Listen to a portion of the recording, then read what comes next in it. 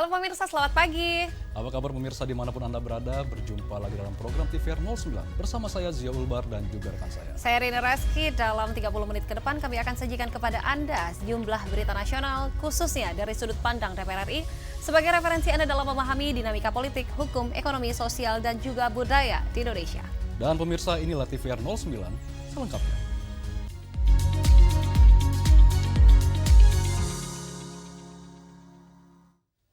Ketua Komisi 8 DPR RI Marwanda Sopang prihatin Pemprov Sumatera Utara belum memiliki rencana pencegahan dan penanganan dini guna selesaikan persoalan perempuan dan anak. Berdasarkan data Dinas Pemberdayaan Perempuan, Perlindungan Anak dan Keluarga Berencana atau P3AKB Sumatera Utara, terdapat 8 kabupaten kota belum layak anak di wilayah tersebut. Selain itu, indeks kesetaraan gender di provinsi ini masih di bawah rata-rata nasional. Komisi 8 DPR RI meminta pemerintah provinsi memberikan perhatian serius untuk menangani masalah tersebut. Ketua Komisi 8 DPR RI Marwanda Sopang mengaku prihatin karena Pemprov Sumatera Utara belum memiliki rencana pencegahan dan penanganan dini untuk menyelesaikan persoalan perempuan dan anak. Ia khawatir hal ini akan berdampak buruk pada kualitas sumber daya manusia di provinsi tersebut jika Pemprov tidak serius menangani masalah ini. Ia meminta Pemprov mengalokasikan sejumlah anggaran untuk menangani masalah-masalah tersebut. Kalau tidak mampu ya padahal ini yang mengasuh anak kita di tingkat awal, kemampuan mereka menyiapkan generasi yang baik itu seperti apa. Kemudian anak-anak kita dalam hal perlindungan, saya kira ya Sumut belum memberikan respon yang bersifat pencegahan maupun penanganan dini. Itu penting supaya korbannya tidak melampaui apa yang kita pikirkan.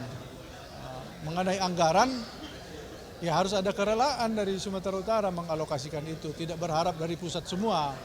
Karena investasi ini investasi manusia. Nah, kita akan memanen SDM yang baik kalau sejak dini kita mulai. Komisi 8 DPR RI meminta Dinas P3AKB Sumatera Utara tidak berhenti melakukan upaya dan inovasi untuk mewujudkan Sumatera Utara yang ramah dan aman bagi perempuan dan anak. Dari Medan, Sumatera Utara, Nuki Tampu Bolon, TVR Parlemen melaporkan. Berita selanjutnya pemirsa datang dari anggota Badan Kerjasama Antar Parlemen DPR RI yaitu Andina Teresia yang mendorong penguatan kerjasama internasional tentunya guna mencegah praktek perdagangan orang, khususnya yang melibatkan anak dan juga perempuan pada forum IPU ke-150 di Uzbekistan. Dalam forum Komite Hak Asasi Manusia dan Demokrasi di rangkaian Sidang Parlemen Dunia atau IPU ke-150, anggota Badan Kerjasama Antar Parlemen atau BKSAP DPR RI Andina Teresia Narang menegaskan, Indonesia sangat mengedepankan isu HAM, terutama hak perlindungan anak dari praktek adopsi ilegal dan perdagangan orang. Andina mengatakan, perdagangan anak berkedok adopsi jadi salah satu isu penting yang dibahas di forum Parlemen Dunia yang digelar di Tashkent, Uzbekistan tersebut. Menurutnya, Indonesia sudah memiliki payung hukum yang kuat terkait adopsi antar negara. Namun, ia mendorong penguatan kerjasama internasional untuk mencegah praktik perdagangan orang, khususnya yang melibatkan anak dan perempuan. Kita Indonesia sangat mengutamakan hak asasi manusia terutama kepada anak-anak kecil yang sekarang ini di banyak negara adanya human trafficking yang berkedok seperti adopsi ternyata adalah adopsi ilegal dan ternyata anaknya itu dijual ke beberapa negara. Sangat bahaya karena itu kami sangat peduli sekali dengan hak asasi manusia pastinya. Yang dimana kita harus sebagai manusia kita harus memperjuangkan hak asasi manusia terutama anak-anak kecil yang mereka tidak tahu apa-apa dan mereka diiming-imingi atau diadopsi ternyata mereka dijual di negara-negara yang lain. Harapan saya dengan hasil sidang ini bisa kita terapkan dan bisa dibawa kepada komisi-komisi yang ada di DPR RI dan juga bisa dilakukan secara ke bawah langsung kepada masyarakat dan juga bisa disuarakan kepada mitra-mitra terkait.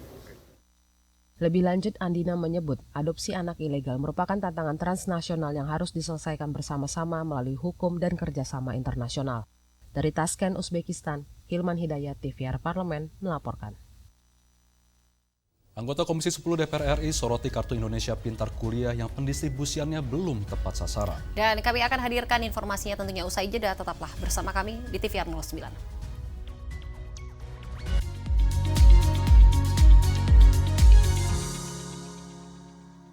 Alhamdulillah, setelah kita sebulan berpuasa, insya Allah menjadi kesempatan berharga untuk kita memperkuat iman Islam dan ketakwaan kita semua. Kini, kemenangan sudah tiba. Saatnya kita mempererat lagi tali silaturahmi. Selamat Hari Raya Idul Fitri 1446 Hijriah. Minal aidin wal faizin, mohon maaf lahir dan batin. Yuk kita kenalan dengan anggota DPR RI periode tahun ini.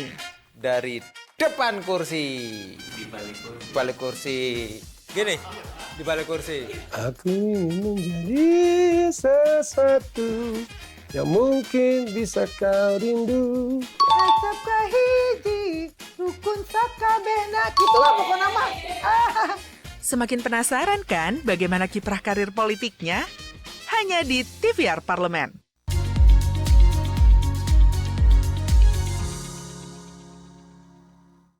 Kita kembali di TVR 09. Pemirsa, Komisi 10 DPR RI minta Kemendikti-Saintek kedepankan transparansi dalam pengelolaan Kartu Indonesia Pintar Kuliah agar penyaluran beasiswa yang sebelumnya bernama Bidik Misi ini tepat sasaran. Menanggapi pendistribusian beasiswa Kartu Indonesia Pintar Kuliah atau KIP Kuliah yang tidak tepat sasaran, Komisi 10 DPR RI meminta pemerintah melakukan evaluasi mekanisme penyaluran agar program KIP Kuliah dapat dikelola secara transparan. Anggota Komisi 10 DPR RI Muhammad Nur Purnamasidi mengatakan, KIP Kuliah merupakan bantuan pemerintah yang ditujukan bagi mahasiswa yang kurang mampu. Namun faktanya program ini justru dinikmati oleh masyarakat mampu. Karenanya ia meminta Kemendikti-Saintek mengedepankan transparansi dalam pengelolaan KIP Kuliah agar penyaluran beasiswa yang sebelumnya bernama Bidik Misi ini tepat sasaran. Ini memang diperuntukkan kepada orang-orang yang putra-putrinya ingin kuliah tapi standar ekonominya di bawah, pendapatannya di bawah 5 juta. Nah, ini kita sekarang melihat bahwa hampir kita temukan di semua PTN, PTS yang ada seluruh Indonesia, KIP kuliah ini didapat oleh mereka yang sesungguhnya memang secara ekonomi mereka masih bisa untuk membayar sendiri. Nah, itu sebenarnya nanti jadi catatan kita ke depan bahwa program KIP kuliah ini akan kita evaluasi sehingga nanti betul-betul bahwa penerima KIP kuliah adalah mereka yang secara golongan ekonominya memang layak untuk mendapatkan program KIP kuliah. Selain untuk masyarakat kurang mampu, KIP Kuliah juga diperuntukkan bagi siswa difabel dan berasal dari daerah tertinggal, terdepan, dan terluar atau 3T. Calon penerima beasiswa ini juga tidak boleh menerima bantuan pendidikan lain yang bersumber dari APBN dan APBD dengan komponen pembiayaan yang sama. Dari Padang, Sumatera Barat, Helmi Darmawan, TVR Parlemen, melaporkan. Komisi 3 DPR RI menghimbau agar institusi penegak hukum mengutamakan asas kebermanfaatan hukum, yakni mempertimbangkan manfaat hukum bagi masyarakat dalam penerapannya dalam revisi Undang-Undang Hukum Acara Pidana. Anggota Komisi 3 DPR RI Bob Hasan menekankan, setiap institusi hukum dapat memegang teguh prinsip dalam melaksanakan keadilan korektif alias efek jera pada pelanggar hukum. Bob Hasan berharap tidak ada ego sektoral terkait kewenangan agar pembahasan revisi Undang-Undang KUHAP bisa berjalan dengan baik. Terkait pembahasan kewenangan fungsi penyidikan antara kepolisian dan kejaksaan dalam revisi Undang-Undang Hukum Acara Pidana, Komisi 3 DPR RI menghimbau agar institusi penegak hukum mengutamakan asas kebermanfaatan hukum, yakni mempertimbangkan manfaat hukum bagi masyarakat dalam penerapannya. Harus secara detail, tidak bisa. Sekalipun bahwa, ya tidak bisa. Jadi gini, keadilan korektif yang menjadi beban bagi kejaksaan dan kepolisian Republik Indonesia itu adalah jelas, gitu, clear ya. Jadi terang itu dulu ya. Nah, setelah kita sepakati itu, maka kembali kepada pelaksanaannya. Pada saat pelaksanaannya itu, ketika hari ini kita membuat norma dalam bentuk muatan materi yang tentunya di sini akan saling beririsan. Nah, hal inilah yang saya berharap atau kita berharap di Komisi 3 ini secara subjek hukum jangan pernah berpikir untuk ego sektoral masing-masing gitu. Karena apa? Yang dicari dalam muatan materi nanti di KUHAP itu adalah bukan persoalan siapa melakukan apa, tetapi bagaimana kemanfaatan hukum norma yang nanti akan dihadirkan atau yang diundangkan nanti. Bob Hasan menegaskan, sebagai anggota Komisi 3 DPR RI sekaligus Ketua Balik DPR RI, pihaknya akan membuka ruang diskusi dan evaluasi dalam bentuk rapat dengar pendapat yang akan melibatkan partisipasi publik. Dari Provinsi Bali, Dwi Utomo, TVR Parlemen, melaporkan. Komisi 2 DPR RI akan terus mengawasi jalannya program-program pendaftaran tanah sistematis lengkap secara gratis agar tidak terganggu akibat efisiensi. Anggota Komisi 2 DPR RI Ahmad Doli Kurnia mengatakan, Komisi 2 akan pastikan program prioritas yang sudah berjalan pada sejumlah mitra tidak akan terdampak oleh efisiensi. Ia menekankan kepada seluruh mitra agar tidak mengganggu anggaran untuk program prioritas pro-rakyat, salah satu yang tengah dibutuhkan masyarakat, yakni program pendaftaran tanah sistematis lengkap secara gratis. DPR RI mendukung upaya pemerintah melakukan efisiensi anggaran untuk menjalankan beberapa program prioritas pemerintah, salah satunya adalah makan bergizi gratis.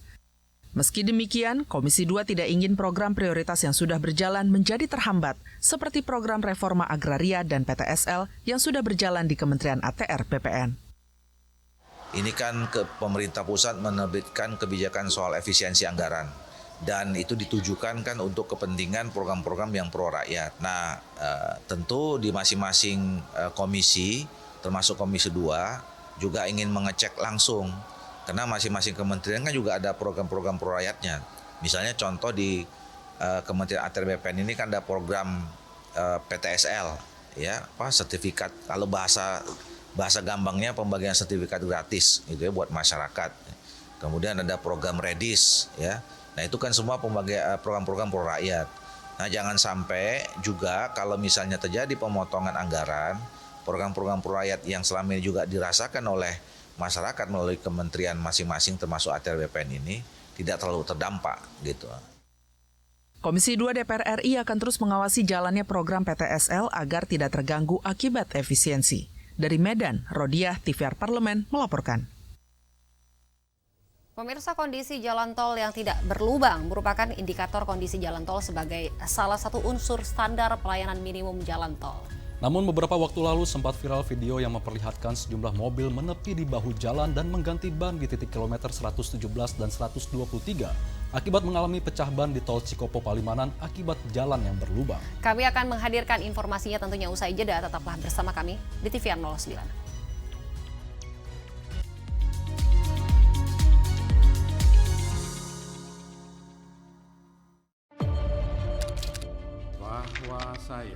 Bahwa saya demi Allah saya bersumpah dan seadil-adilnya periode keanggotaan DPR RI hingga saat ini, yaitu terdapat 126 undang-undang yang telah selesai dibahas DPR RI.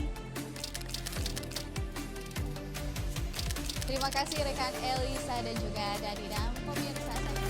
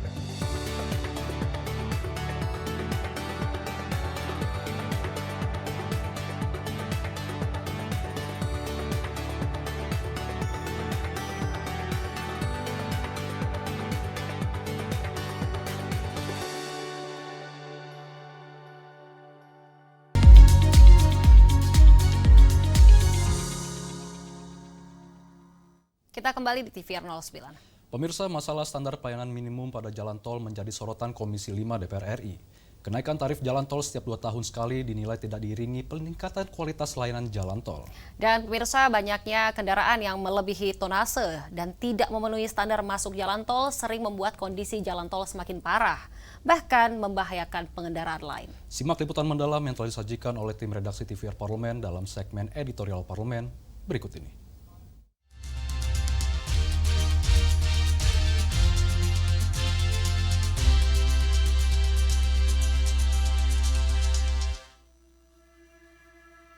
Beberapa waktu lalu, sempat ramai di media sosial video yang memperlihatkan sejumlah mobil menepi di bahu jalan dan mengganti ban di titik kilometer 117 dan kilometer 123 akibat mengalami pecah ban di tol Cikopo Palimanan. Pada titik tersebut disebutkan banyak lubang yang memicu mobil pecah ban. Padahal sesuai Permen PU nomor 16 tahun 2014, jalan tol yang tidak berlubang merupakan indikator kondisi jalan tol sebagai salah satu unsur standar pelayanan minimum atau SPM jalan tol. Sementara SPM menjadi dasar awal pertimbangan pemerintah dalam memberikan persetujuan kenaikan tarif jalan tol. Masalah SPM pada jalan tol menjadi sorotan Komisi 5 DPR RI. Kenaikan tarif jalan tol setiap 2 tahun sekali dinilai tidak diiringi peningkatan kualitas layanan jalan tol. Kewajiban Badan Usaha Jalan Tol atau BUJT sesuai peraturan pemerintah tentang jalan tol seharusnya dilaksanakan dengan tegas dan tidak dijadikan alat negosiasi. Badan Pengatur Jalan Tol atau BPJT, Kementerian Pekerjaan Umum harus membenahi mekanisme penilaian SPM jalan tol dan lebih meningkatkan pengawasan terhadap penerapan SPM di jalan tol sesuai standar yang ditetapkan, serta kewajiban dan sanksi bagi BUJT yang melanggar. Kompleksnya masalah pengelolaan jalan tol dari hulu hingga hilir mempengaruhi belum optimalnya pemenuhan SPM.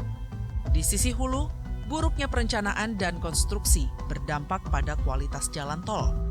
Di hilirnya, sanksi dalam PP Jalan Tol belum terbukti telah diterapkan dengan tegas oleh pemerintah. SPM yang tidak dipenuhi secara optimal juga menjadi hambatan bagi penanganan kendaraan odol. Banyaknya kendaraan yang melebihi tonase dan tidak memenuhi standar masuk jalan tol sering membuat kondisi jalan tol semakin parah, bahkan membahayakan pengendara lain. Karena aturannya udah jelas, undang-undangnya jelas, PP-nya jelas, tinggal pelaksanaan di bawahnya daripada undang-undang dan PP itu dan pengawasan yang harus benar-benar dilakukan. Jadi menurut saya jalan tol itu adalah jalan bebas hambatan. Kemudian berkaitan dengan harga, saya pikir masyarakat juga bisa terima selama jalannya itu sesuai dengan kapasitasnya, kualitasnya, masyarakat tidak akan ribut. Tetapi kalau jalannya berbayar tetapi kualitasnya tidak baik, saya pikir masyarakat harus protes dan wajib protes terhadap pengelola jalan tol. Sampai hari ini pertanyaannya, adakah jalan tol yang sudah putus kontrak karena tidak memenuhi standar pelayanan minimum? Belum pernah. Kalau begitu penerapan aturannya bagaimana? Rakyat pasti bertanya. Apa mau dibiarkan terus standar pelayanan minimum tidak terpenuhi? Berarti kalau standar pelayanan minimum tidak terpenuhi, bagian rakyat masyarakat yang membayar melewati jalan tol tidak mendapat perhatian yang baik dong dari kita. Ini persoalan. Kementerian PU menekankan pentingnya memaksimalkan pemeriksaan SPM. Namun terkadang hasil penilaian SPM yang diterbitkan tim auditor tidak sesuai dengan standar kualitas layanan. Di sisi lain, Komisi 5 DPR RI menyoroti tidak adanya hasil evaluasi SPM dari BUJT pada Menteri PU yang diterbitkan pada website Kementerian PU. SPM merupakan hak rakyat karena pembangunan jalan tol menggunakan APBN selain dari investasi swasta.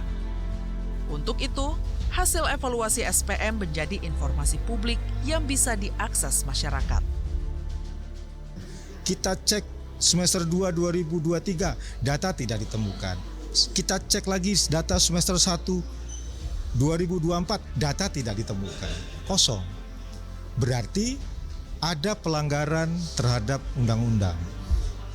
Bahwa publik tidak bisa mengakses evaluasi SPM di ruas-ruas jalan tol. Concern saya tadi di situ. Bagaimana kita bisa melakukan perbaikan terhadap SPM apabila masalahnya kita nggak tahu.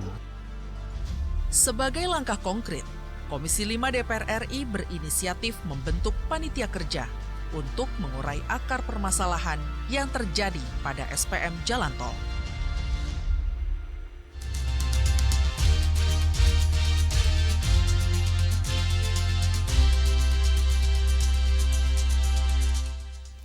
Pemirsa, Korea Selatan menjadi salah satu negara yang saat ini menjadi trendsetter di kalangan anak-anak muda Indonesia. Lewat drama Korea dan musik K-popnya, Korea Selatan berhasil membawa vibes positif berisi budaya dan kebiasaan warganya yang juga ingin dicoba oleh para penggemarnya di seluruh dunia. Betul sekali. Kalau saya penasaran dengan kulinernya nih, kamu punya rekomendasi kuliner ala Korea nggak, Zia? Tentu punya dong. Setelah jeda berikut ini kita akan mengajak pemirsa kulineran street food ala Korea Selatan. Untuk itu jangan kemana-mana, tetaplah di TVR 09.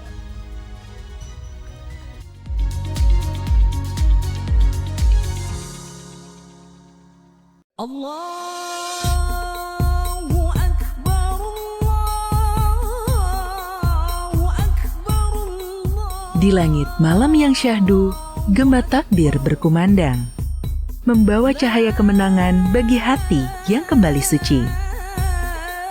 Seperti lentera yang menerangi malam, Idul Fitri hadir membawa cahaya kedamaian, menghapus kelam dengan kasih dan maaf. Di hari yang fitri ini, mari kita buka lembaran baru dengan hati yang tulus dan jiwa yang bersih. Selamat Hari Raya Idul Fitri. Minal aidin wal faizin, mohon maaf lahir dan batin.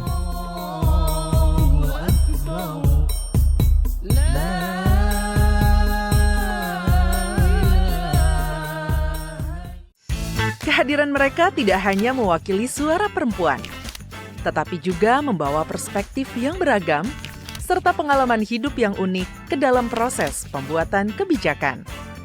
Saksikan Perempuan Parlemen hanya di TVR Parlemen. Yuk kita kenalan dengan anggota DPR RI periode tahun ini.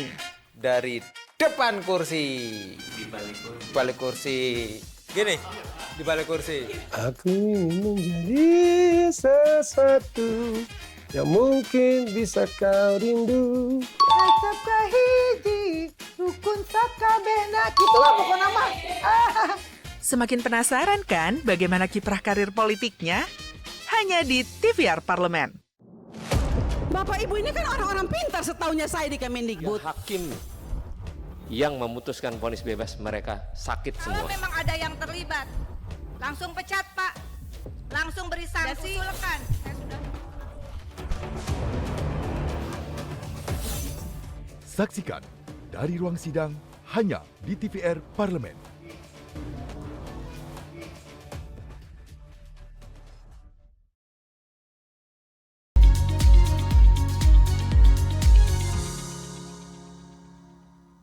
Anda kembali di TVR 09. Nah pemirsa, tadi Zia janji deh sama saya kalau misalnya dia ada rekomendasi makanan di Korea. Siapa tahu nih Zi, setelah ini nih ada planning saya liburan ke Korea. Nah, kalau pemirsa ingin berlibur ke Korea Selatan nih dan ingin mencoba aneka kulinernya, Myeongdong merupakan salah satu daerah di Korea Selatan yang menyediakan beragam wisata kuliner. Dan tentunya pemirsa di sini bisa menemukan beragam makanan khas Korea secara lengkap. Kita intip kali ini akan menyajikan rekomendasi street food di Myeongdong. Apa saja yang dapat pemirsa nikmati di Myeongdong? Mari kita saksikan tayangan Intips terkait icip-icip Korean street food di Myeongdong. Pada segmen Intips, informasi dan tips berikut ini.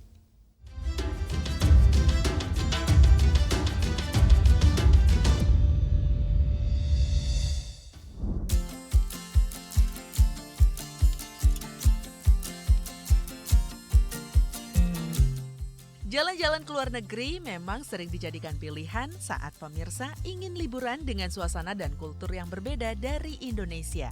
Budaya dan tata kelola suatu negara yang berbeda-beda tentunya akan memberikan kesan yang berbeda pula setiap kali pemirsa mengunjungi berbagai negara. Tak terkecuali negara yang satu ini, Korea Selatan. Siapa sih yang tak kenal dengan negara ini? Negara yang dijuluki sebagai negara ginseng ini menawarkan berbagai keindahan mulai dari destinasi wisata, tata kota, fashion, hingga hiburannya. Korea Selatan menjadi salah satu top list wisata luar negeri yang banyak diidamkan orang. Dan jika pemirsa berlibur ke Korea Selatan, rasanya tidak lengkap kalau tidak mencoba aneka street food-nya. Dan dari sekian banyaknya daerah wisata di Korea, Myeongdong merupakan salah satu daerah di Korea Selatan yang menyediakan beragam wisata kuliner. Di sini, pemirsa bisa menemukan beragam jajanan khas Korea secara lengkap. Harga setiap jajanannya juga cukup murah. Pokoknya, kalau pemirsa jalan-jalan ke Korea Selatan, rasanya wajib mencicipi aneka Korean street food yang ada di Myeongdong. Ada jajanan apa aja sih di sana? Yuk kita bahas satu persatu. Yang pertama tentu saja tteokbokki. Tteokbokki menjadi salah satu jajanan Korea Selatan yang banyak diburu wisatawan saat berlibur ke sana. Hal ini karena jajanan satu ini sering muncul di drama Korea. Untuk para pemirsa pencinta drama Korea, tentu kurang afdol jika berkunjung ke Korea tanpa mencicipi tteokbokki ini. Sebelum pemirsa mencoba tteokbokki, kira-kira pemirsa sudah tahu belum sih bahan utama jajanan ini? Tteokbokki terbuat dari kue beras yang cara masaknya dipadukan dengan bumbu khas Korea, yaitu gochujang atau pasta cabai, yang memiliki kombinasi rasa pedas dan manis. Saking populernya, jajanan ini sudah tersedia di berbagai negara dalam kemasan instan, termasuk di Indonesia loh. Namun, mencoba langsung tteokbokki dari negara asalnya tentunya akan memberikan sensasi yang berbeda. Yang kedua ada dakgochi. Gak hanya di Indonesia, ternyata sate ayam juga ada di Korea loh. Dakgochi atau sate ayam ala Korea Selatan pas untuk kamu pencinta olahan ayam. Di Myeongdong, dakgochi banyak dijajakan di kaki lima sebagai camilan. Dakgochi sendiri memiliki dua varian rasa, yakni bumbu saus manis dan saus pedas. Langsung saja, kalau pemirsa ingin menikmati dakgochi, siapkan saja uang sebesar 2.000 won atau Rp24.000 saja untuk satu tusuknya. Sama seperti di Indonesia, masyarakat Korea terutama Myeongdong gemar banget loh jajan gorengan. Di Korea, gorengan biasa disebut dengan twigim. Sebagian besar pedagang kaki lima di Myeongdong pasti menjual panganan satu ini. Twigim umumnya terbuat dari terong, cumi, udang, wortel, ubi, bahkan cabai hijau yang dicelup ke dalam adonan tepung kemudian digoreng. Wah, mirip dengan gorengannya orang Indonesia ya. Tapi yang membedakan dengan gorengan di Indonesia adalah twigim biasa disantap dengan tambahan saus kacang atau saus tteokbokki.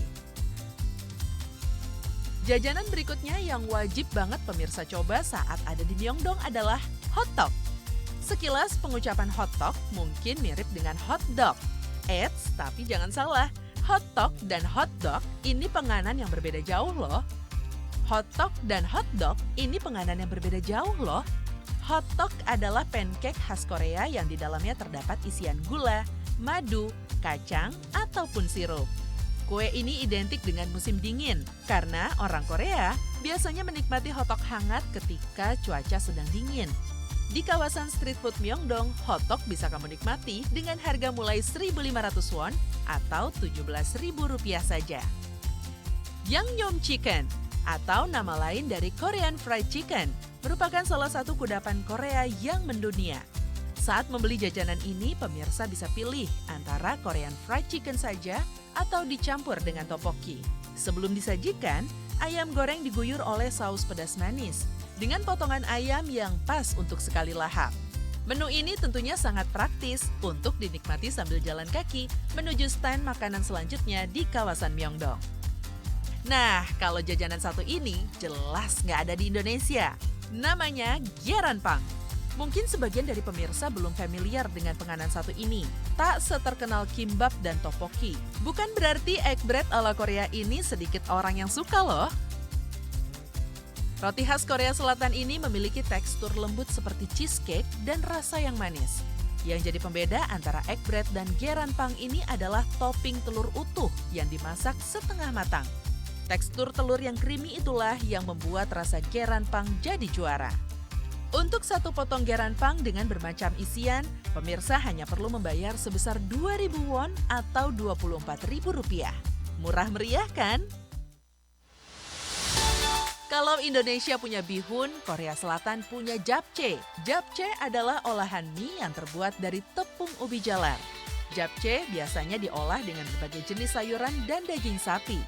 Makanan ini termasuk salah satu jenis banchan atau makanan pendamping yang dapat dimakan sebagai lauk, terutama dalam pesta atau acara khusus di Korea Selatan. Selain makanan khas Korea, di kawasan Myeongdong juga menjajakan jajanan dari negara lain loh. Salah satunya takoyaki.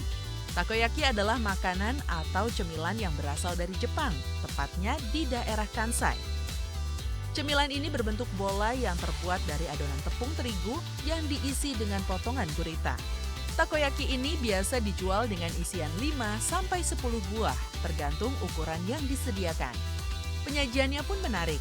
Biasanya ditaruh di wadah kotak kemudian ditaburi nori dan katsuboshi atau olahan ikan cakalang yang diasap dan diserut tipis-tipis. Tak hanya dari Asia Timur, kawasan street food Myeongdong juga menjual jajanan khas Timur Tengah yang mendunia.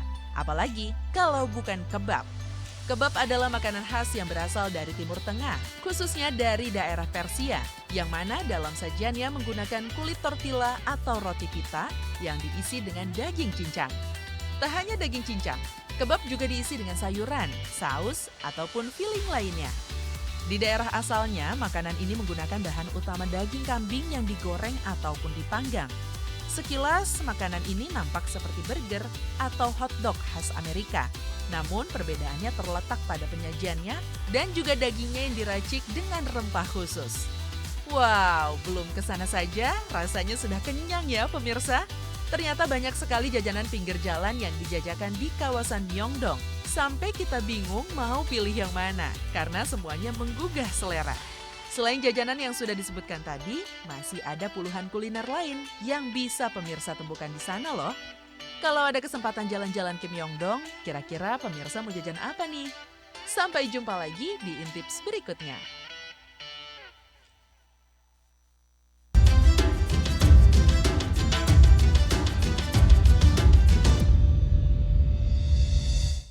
Dan informasi tadi sekaligus menutup jumpa kita pagi ini pemirsa. Di penghujung acara, kami informasikan kepada Anda bahwa saat ini DPR RI sedang memasuki masa reses, di mana seluruh anggota Dewan kembali ke daerah pemilihannya masing-masing untuk melaksanakan fungsi representasi DPR, menyerap dan juga menindaklanjuti dan memberikan pertanggungjawaban kepada konstituen di daerah pemilihannya. Dan sejumlah agenda serta program DPR lainnya masih dapat Anda saksikan secara langsung di TVR Parlemen, melalui kanal utama, kanal komisi, dan kanal alat kelengkapan Dewan lainnya yang dapat Anda akses di tvrparlemen.dpr.go.id. Dan pemirsa, demikian TVR 09 edisi pagi ini. Segenap kru TVR Parlemen yang bertugas mengucapkan terima kasih telah menyaksikan TVR 09. Saya Rini Reski, dan juga dengan saya Zia Ulbar, sampai jumpa di TVR 09 selanjutnya. TVR Parlemen, referensi Indonesia.